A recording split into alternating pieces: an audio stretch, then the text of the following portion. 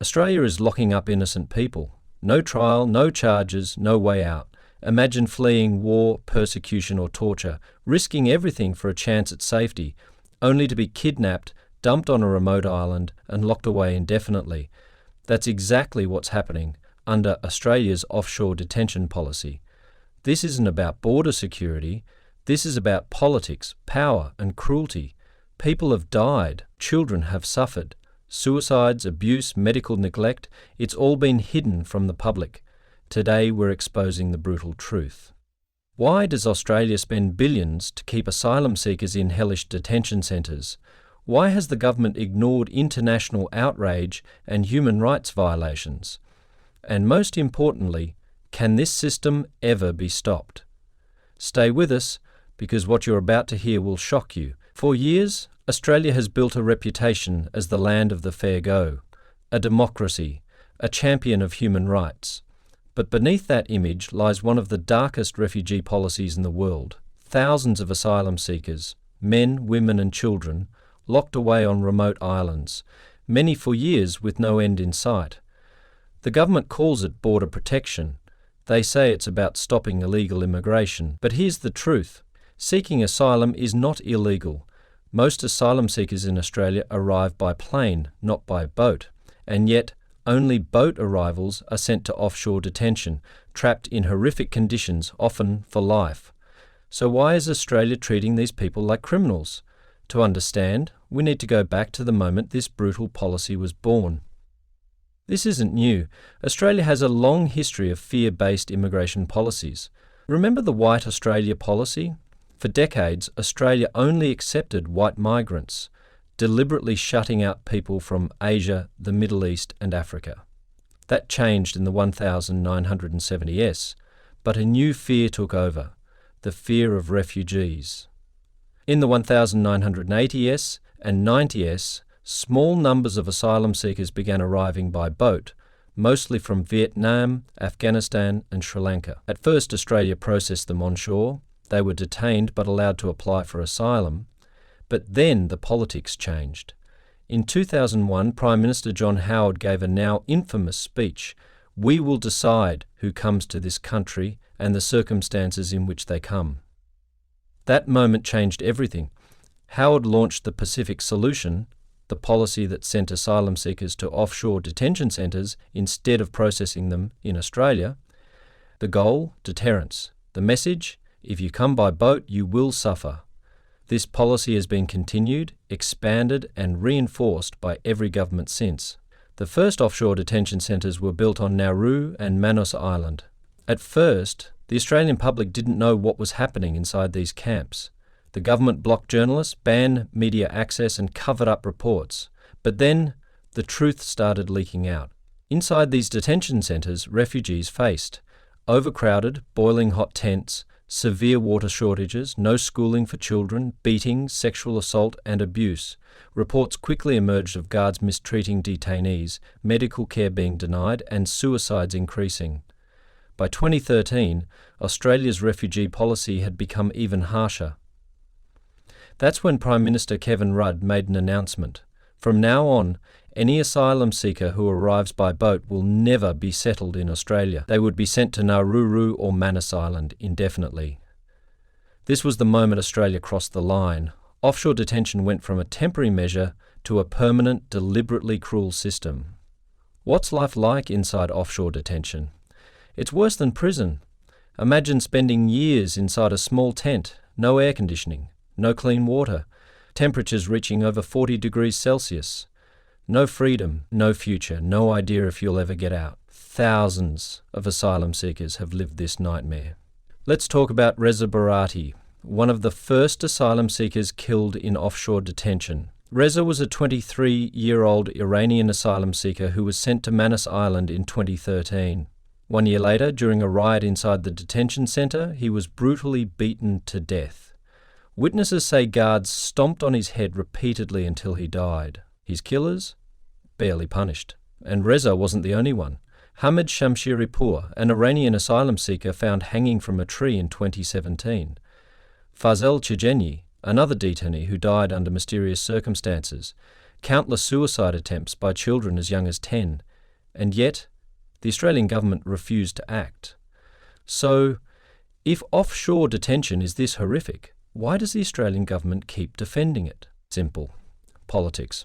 For decades, both Labor and Liberal governments have used refugee policy as a weapon. Every election we hear the same slogans: stop the boats, strong borders, safe Australia, if they come here others will follow. It's fear-mongering, and it works. During the 2013 election, Prime Minister Tony Abbott made offshore detention even tougher. His policy? No asylum seeker who comes by boat will ever set foot in Australia. This was the birth of Operation Sovereign Borders, a military-led strategy that included boat turnbacks. Australian Navy ships literally forcing asylum seekers back out to sea. Complete secrecy. The government banned journalists from reporting on boat arrivals. Indefinite detention. Refugees would stay locked up forever, and even when evidence of abuse, medical neglect and suicides leaked from these camps, the government's response was always the same: we will not comment on on-water matters. That phrase became a sick joke. Government after government has doubled down, ignoring doctors' warning of children dying in detention, whistleblowers exposing shocking human rights abuses, the United Nations calling offshore detention illegal and inhumane. But while politicians play their strong borders game, real people are suffering and dying. Australia likes to call out other countries for human rights abuses, but what happens when the world turns the spotlight on us? The United Nations, Amnesty International and even the Pope have condemned offshore detention as one of the worst refugee policies in the world. Here's what global human rights organisations have said. The United Nations called offshore detention cruel, inhuman and degrading. Amnesty International described Manus Island as an open-air prison. Médecins Sans Frontières, Doctors Without Borders, said mental health conditions among detainees were the worst they had ever seen. Even Australia's closest allies, the United States and the UK, have criticised the policy. But Australia ignored it all. Even when the US agreed to take some refugees, Australia still refused to end offshore detention. Why? Because the policy isn't about solving a problem, it's about sending a message. This is where it gets even darker. We've already talked about deaths in offshore detention, but what about the people who survive? The truth is, many never recover. Psychologists have called offshore detention psychological torture. Let's talk about the children. Doctors working inside detention centres have reported 6-year-olds self-harming with razor blades, teenagers attempting suicide after years in limbo, toddlers with severe PTSD from watching adults suffer. One 4-year-old girl in Nauru stopped speaking entirely after spending 2 years in detention. Doctors said she had resignation syndrome, a condition where children shut down mentally and physically because of extreme trauma. And then there's Omid Masumali.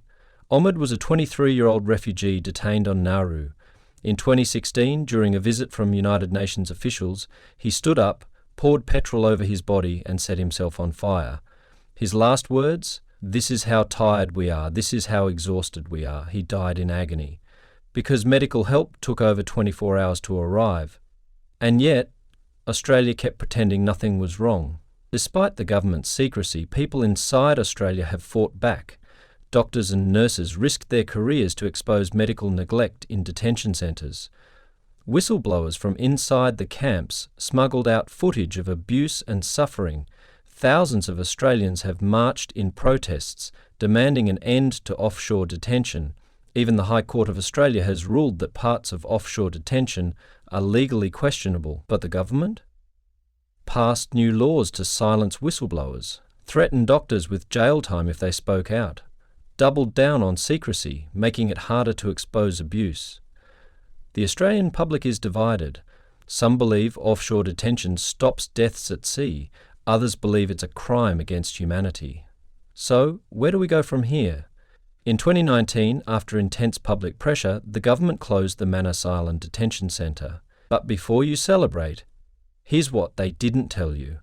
Many refugees were simply moved to Port Moresby, where they live in extreme poverty. Hundreds remain stuck in limbo in Nauru or Australia's alternative detention hotels. The policy of boat turnbacks and offshore detention still exists. The Australian government hasn't learned.